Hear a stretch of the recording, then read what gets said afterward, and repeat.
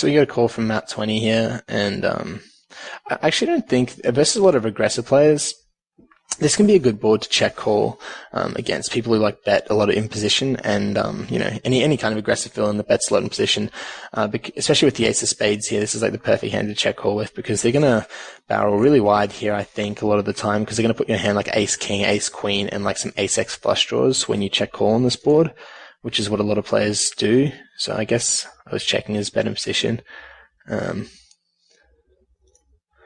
Yeah, I'm not really sure what I was checking there, but whatever. I end up betting, which is like the standard play, which most people would do.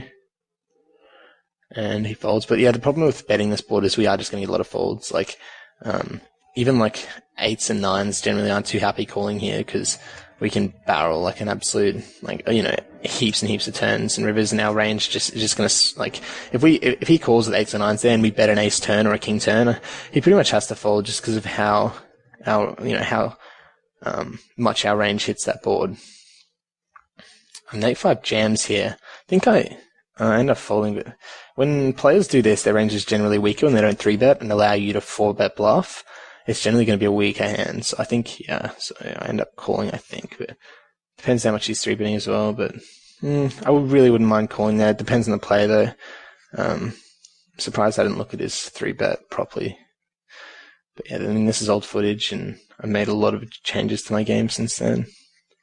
But just note that when players do that, they're not doing it like in my experience, shorter stacked players who just jam over your button opens. When I have called in those spots, their range has been basically at the bottom of their range, and they're doing it because they don't want to allow you to, they want to put in the last bet with a hand like ace-5 suited, ace-2 suited, ace-3 suited, and like pocket 2s, 3s, 4s, 5s, 6s. They don't want you to like be able to rebluff with a hand like ace-8, basically. So pocket 7s in table 1 is standard open. And on this board, depends on this player's fold to c-bet and his check raise. But generally I'm checking back on this board versus a lot of players, because it's a board I expect to get played back on quite a bit. But I think c-betting's fine. If I'm c-betting, I'm turning my hand into a bluff. But I do end up checking back, which I think is fine. And once he checks twice, then we're obviously betting. I'm betting like my whole range here once he checks twice. Unless I, have a read on him. And versus a lot of players, actually, I won't bet this turn card, because I know that they lead all their air on the turn. Once I check back a flop, they lead all their air, basically. So when they check, it's just suspicious, and they end up check raising a lot of the time.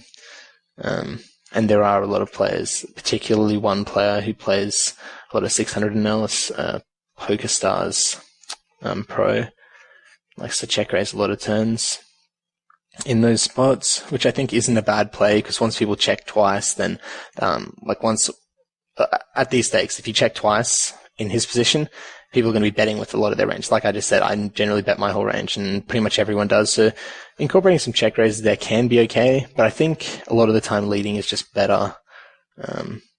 Turn check raises put you in a bit of a weird spot, and I think with a little bit of analysis of someone's range, if they are check raising a lot of turns, you can exploit them pretty hard. So it's not something I do a lot of my game, but just because of how wide my range is there and how wide people's ranges are there in general, I think check raising can potentially be a good play.